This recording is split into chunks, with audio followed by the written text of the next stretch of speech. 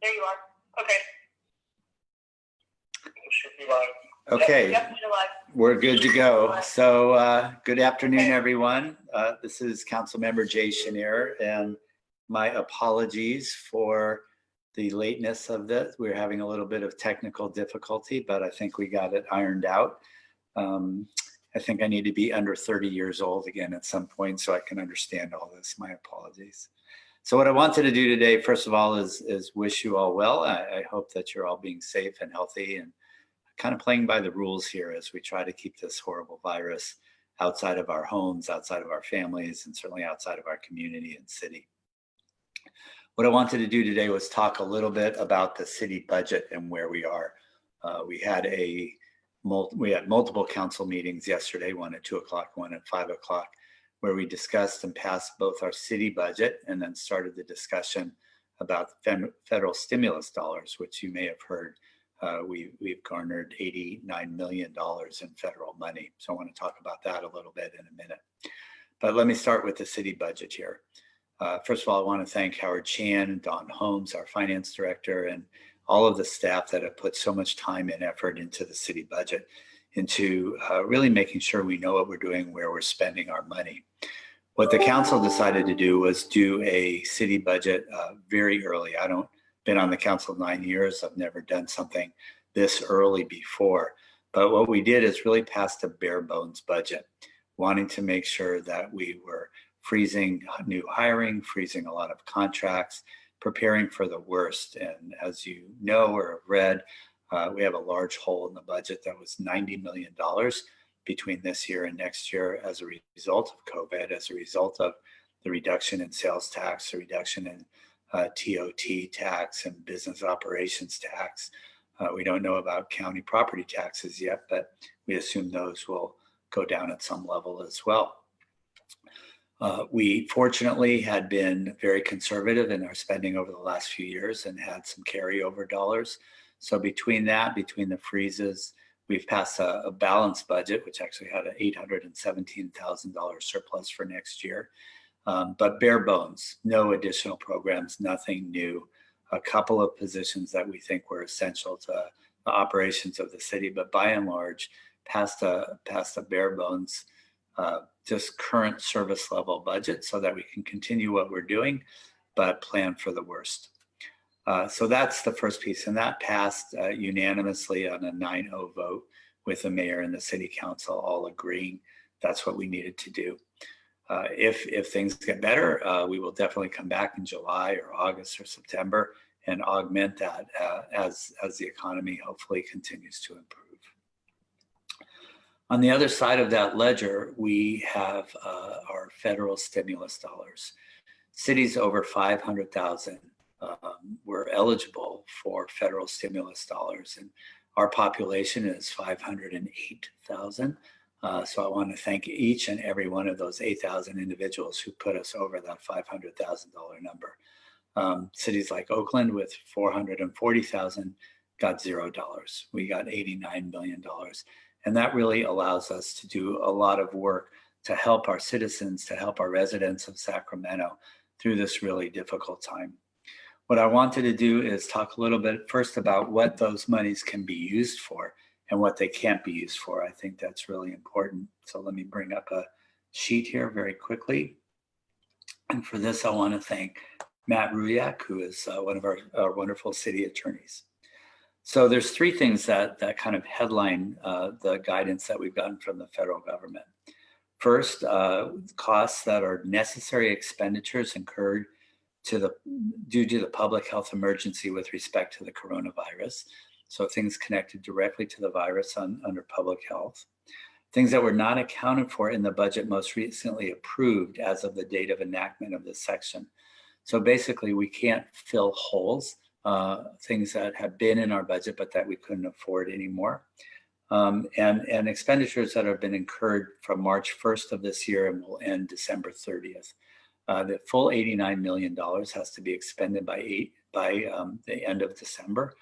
We have questions out for the federal government about whether they can be encumbered, actually spent, leaving, those dollars leaving City Hall. So hopefully we'll get that fairly soon. So as far as permissible expenditures, certainly medical expenses that could cover the testing that we'll be doing. And I want to note that we have 2 testing sites in District 5 that will be starting up soon, one at La Familia and one at St. Paul Baptist Church on 14th Avenue. We will get the specific dates of those testings on our website. So if you're interested in being tested, you can go to one of those places. Public health expenses, so communications, contact tracing, disinfection, PPE, all of those things that are going to be part of our normal lives as we go forward. Those protective gear, the contact tracing, which is going to be so important. And hopefully that will also be a job development site for us where we can teach folks how to do that. We think we need probably 1,000 people in the county to be able to do that. And those are potential jobs for our residents. That's what we want to focus on. Economic support in connection with the emergency. So many people have lost their jobs. And how do we bring back those jobs or new jobs so that people can be working to support themselves and their families? And then other expenses that are reasonably related to the function of government. So we're keeping track as a council, as a staff, about all of the time we spend on COVID-19 and city expenditures to do with that. So what can we not do? Because I think that's as important. We can't replace revenue. So taxes that we've gotten, we can't just say we've lost $30 million in sales tax. We'll put $30 million back in the hopper for that. Expenses for the state share of Medicaid, that doesn't really pertain to us. Damages covered by insurance or other federal programs. So if you're getting funds from those things, you can't double dip on it. Expenses that have or will be reimbursed under any federal program, as I said. Legal settlements, capital improvement projects that broadly provide potential economic development in the community. So if we're doing economic development, it has to be very specific. And then assistance in paying city utility charges. So those are some of the things that we're not allowed to do. So we're getting more guidance as we continue to move forward. And as we continue to move forward, we'll make adjustments in our expenditures. So how are we doing all this? How are we making decisions? First of all, I want to thank all those in the community that have sent us recommendations. We're, in this difficult time around bringing people together, certainly we can't do that. But we've gotten many, many recommendations from individuals and multiple groups about how these funds should be spent. All of that will be taken into account in the process that we're going to use, which I'm going to explain in just a couple of minutes. So yesterday we had a council discussion about these $89 million. We spent about 2 hours talking about it. I think that very clearly the thing that people are most interested in funding and things that need to be funded very quickly are supporting small business. We've done a couple of things thus far at the city. We, as you know or may know, we put together $1 million revolving fund loan program where 101 businesses got up to $25,000. We also, through our Donate for Sacramento Fund and the Asian Chamber of Commerce, which has been facilitating a part of that fund, monies have been received by 160 businesses, for the most part, primarily, minority women-owned businesses that are small businesses on our corridors in Sacramento. And so those businesses have got funds from the Donate for Sacramento Fund. There have also been a couple of other things where we're working with restaurants to supply food to seniors. So really trying to get funds out to small businesses, but we haven't done nearly what we need to do to both keep the economy going that we do have and to restart major portions of it. So primary among really all of the council was small business and how do we support that. Going from there, certainly help for individuals, and that could be rental assistance, it could be food assistance. We're trying to do those things anyways, but really how do we step up that effort? And that is something that is just crucial for people to be able to take care of their families and live their lives. So that's something that we're working on. That was really number 2. Number 3, and this is not in an order of importance because they're all important, is youth programming. What are we doing for our young people, particularly given the fact that they've missed or will miss 2 to 3 months of school, their last quarter of school, the academics that they have lost, and just safe places for them to be as we hopefully slowly come out of the lockdowns that we're in. So those issues, and then many, many more. Again, we had multiple recommendations that were sets of recommendations about how the funds should be spent, from individuals and organizations who have signed up to be a part of this discussion. And I want to say thank you again.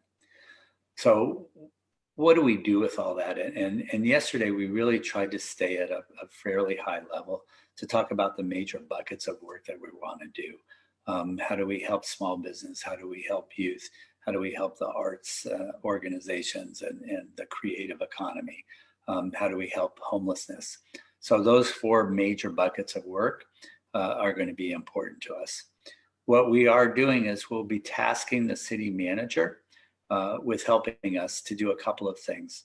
One is really to design metrics and a rubric so that we can look at all of these programs that people are putting forward and things that the council members think that we should be doing, and see what kind of bang for the buck, what kind of benefit we would get all out of them if we were able to fund these things.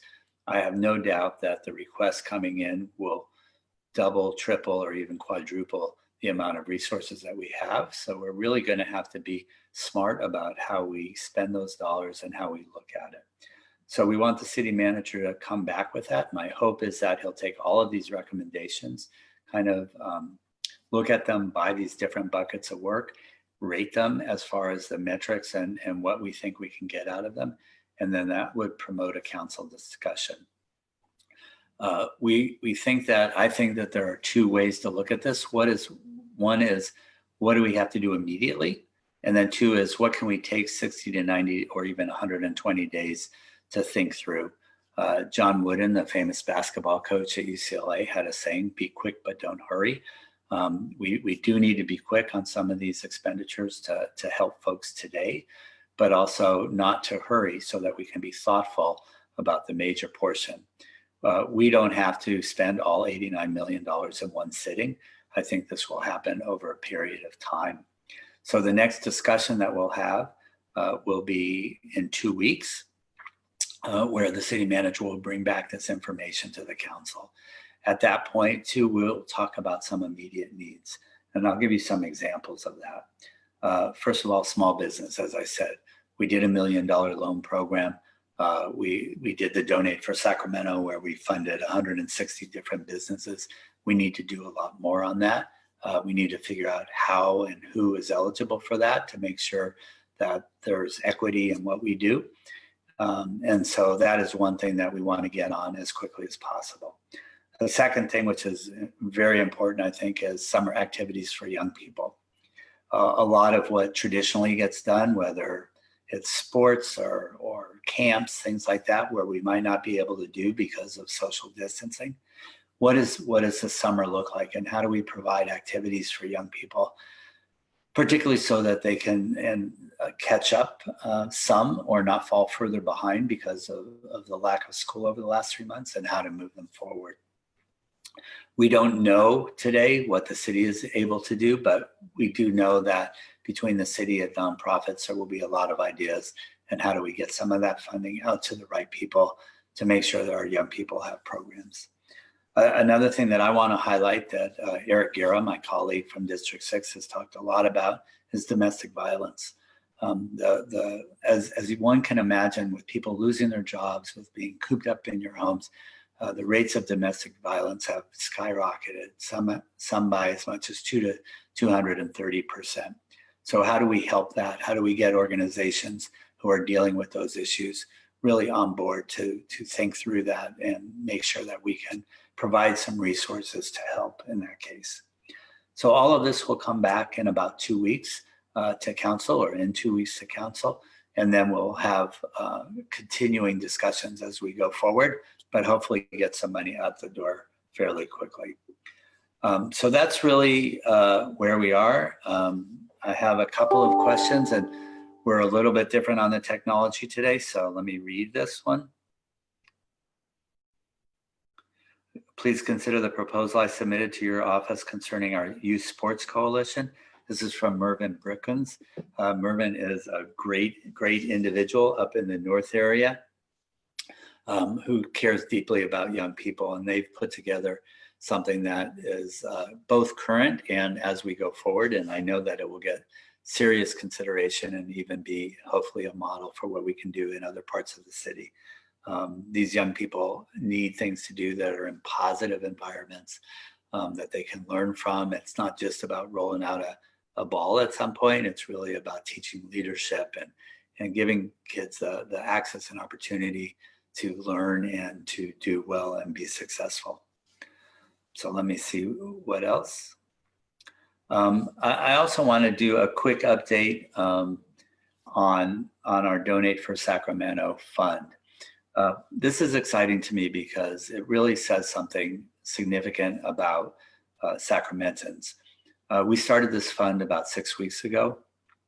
We've raised over 1.2 million, and all but about 50,000 so far has been dispersed for homelessness and the unsheltered, for nonprofit organizations, for individuals and their families, and for small businesses. I want to thank the Asian Chamber, Sacramento Region Community Foundation, Sacramento Steps Forward, and United Way for being our intermediaries, for really helping us get these funds to people most in need. I particularly want to thank Sierra Health, Chet Hewitt, Richard Dana for spearheading this, for really being able to build some infrastructure to move these funds, to so quickly be able to get these funds out into the community is terrific. And it's infrastructure that I hope we use as we think about the $89 million as well. So I think I have another question here. Let me take a look at it. From Ryan McClinton, thank you, Jay, for this update. We should definitely look at what rental assistance looks like within significant funding allocation, especially given many will face evictions for not being able to pay their rents. Absolutely. So Ryan is with Sacramento Area Congregations Together. SAC-ACT has done great work. I know that they raised at least 30,000, and then we matched the 30,000 from our Donate for Sacramento fund. And that money went out to individuals and their families for assistance, I believe in $500 disbursements. Here's another question. 89 million is a start, and hopefully more will be available, but who knows? And thank you for small business allotment, help for individual programming. Thank you all. That's from Christina Cervantes. So thank you, Christina. I appreciate the comment. Look, we're all trying to do our best. We are all trying to do everything we can. We love Sacramento. We love the folks here. We don't want anyone to be forgotten or left behind. We have an opportunity to shine. We have an opportunity to show who we really are, what our values are, and what's in our heart. And so we'll continue to do that. I think the council and the mayor, with the mayor's leadership, are doing as much as we possibly can, but this is not just a council effort. This is a group effort for our whole community. And we also hope to be working closely with the county along a lot of these lines. Let me just look. I think there's another question here. Nice op-ed in today's Bee. So thank you, Joe Flores. So I and Emily Tagata, who is the chair of Sacramento Youth Commission, jointly wrote an op-ed on teen mental health. So let me talk about that just for a second here, and thank Emily for working with me on this op-ed. We wanted to have a young person certainly put their views in and be engaged in this discussion. Cities Rise, which is an international organization, but is working in Sacramento and Seattle and Nairobi and also Chennai, India, and Bogota. Sacramento and Seattle being the two outposts in the US. working on trying to create positive youth environments so that mental health issues for youth are really addressed. We think that there are lots of things we can do. Cities Rise just did a survey of about 277 youth. The really horrifying thing, I think, is that 65% of those young people surveyed, if they needed help, did not know where to go for help. So we know the county has done quite a few things around youth. We know that there are resources out there. So I think it's really incumbent on us, and I think we'll be putting together some things to really understand how we can get the message out. So young people, when they are stressed, when they have a problem, and we know what's happening with them right now, the stress that they have because of COVID, because of not being able to go out, because of not being able to walk across the stage at graduation, because of not knowing what's going to be happening with college and with their next steps. The stress levels are high. We need to get information out to young people about where they can go and what they can do to get help. Let me see if I have more here. I apologize because we don't have you have the chat, but I haven't been able to get into that. So I'm just getting texts from my staff.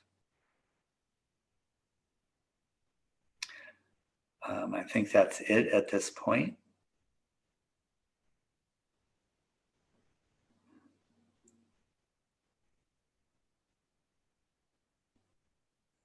Oh, bike. So Tamiko Helm, also our active transportation commissioner for District 5, wants me to mention that this is Bike Month. May is Bike Month. So if you can get out there, a little chilly today, but not too bad. The weekend was beautiful, and get out on your bikes. Remember social distancing even when you're riding. My wife and I got on the bike trail on Sunday, and it was pretty crowded, but I think people are being respectful and keeping their distance. So that's great. So Tamiko, thank you so much for reminding me of that. So those are the comments that I have thus far. We usually go for about a half an hour. We're at about that time. Again, my apologies for being late. Let me see if I just got another one. How about the arts? Any going there? So yeah, one of the buckets that the mayor put forward was about the creative economy and the arts. It's really the bedrock of a lot of things in our community. And so I believe that we will be trying to help the arts organizations because they have suffered certainly as much as anyone. And with that, let me say just a couple things. What we will be doing is next week, Flojean Kofer is going to be with me, and we'll be talking about public health and what we should be doing to really support public health, particularly for young people, but for everyone. And then following that, we'll be talking a lot about teen mental health, and we'll have some surprise guests coming on. So with that, I want to say thank you to everyone for being on this and listening in, whether you're doing it live or at some other point. Again, my apologies on the technology. I have to get better there, and I commit to doing that. Be well, be safe, follow the rules, and we'll see you soon.